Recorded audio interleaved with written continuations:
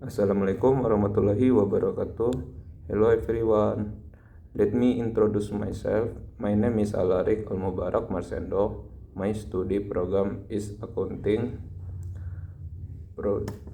NPM 22412033. On this occasion, I will discuss the development of accounting theory.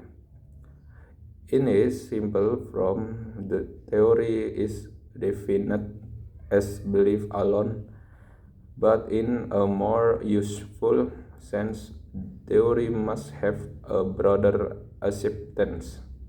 Webster defines theory as systematically organized knowledge usable in a wider variety of circumstances, a system of assumption, principle, and rules of procedure for analyzing, predicting, or explaining the properties of events in a specific series of phenomena.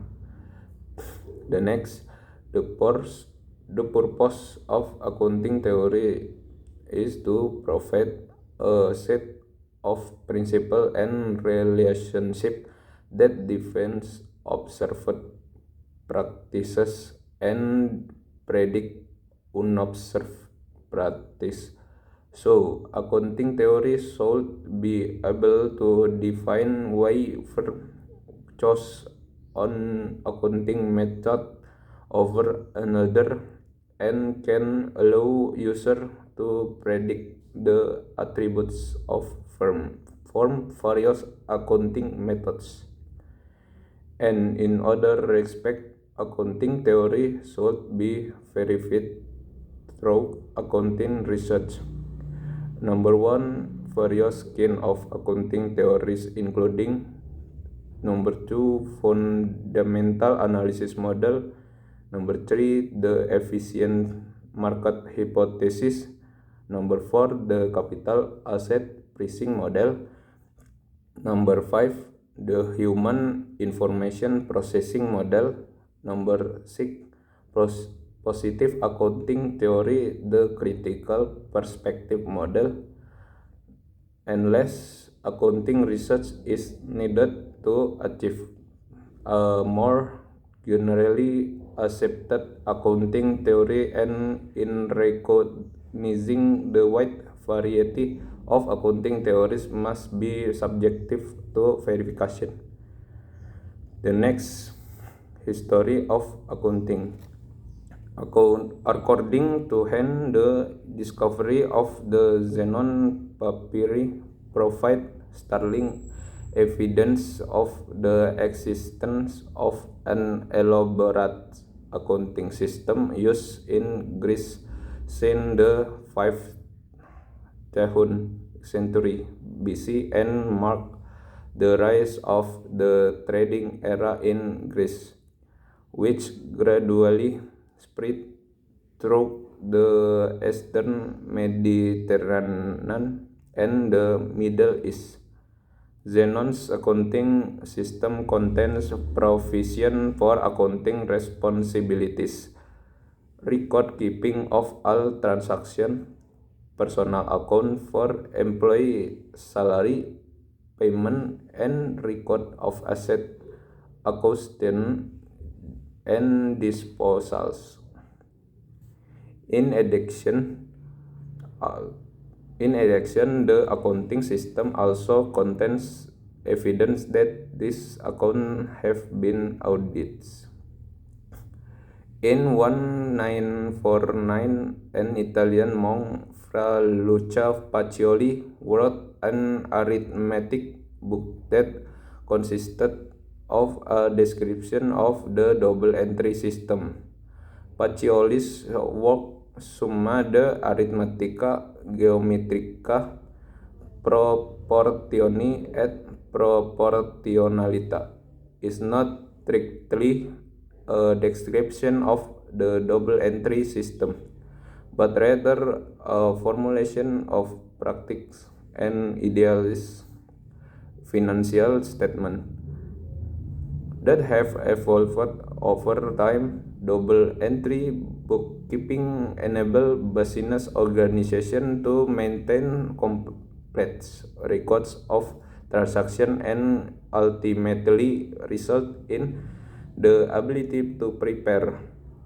The United States result in the establishment of a progressive movement.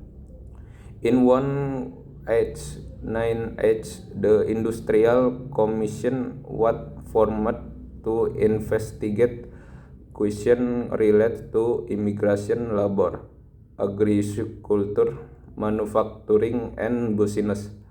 Although there were no accounts on the commission or used in the commission, a preliminary report published in 1900 suggested that an independent public accounting profession should be established in order to limit abusive corporate practice. The progressive movement assigned specific social obligation to accountants. As a result, accountants typically come to accept three general levels of progressiveness, namely, number one, a fundamental belief in democracy, a concentration of morality and justice, and a general acceptance of the efficiency of education, the dominant tool in social improvement. Number two, increase awareness of social obligation in a segment of the environment, and the introduction of the idea of public accountability in the business and political segment. Number three, acceptance of pragmatism as the most relevant operating philosophy today. The next, history of accounting in Indonesia. During the Dutch colonization, companies in Indonesia used the continental or bookkeeping system initiated by Luca Pacioli. Accounting is different from bookkeeping, although both come from varied bookkeeping. Bookkeeping is an accounting process activity consisting of recording, grouping, and other activities aimed at producing accounting information system function based on data or evidence of financial transaction. While accounting is an activity of analysis and interpretation based on accounting information data. Evidence relating to accounting practice in Indonesia can be found in 1747, namely the bookkeeping practices carried out by Ampionen Society based in Jakarta. In the era, the Dutch introduced the double entry bookkeeping system as developed by Luca Pacioli. The Dutch owned VOC was the main commercial organization during the colonial period that played an important role in business practice in Indonesia during this era. The next, history of accounting in the United States. In 1935, AAUIA changed its name to the American Accounting Association and announced their goal to expand their activities in terms of research and development of accounting principles and standards.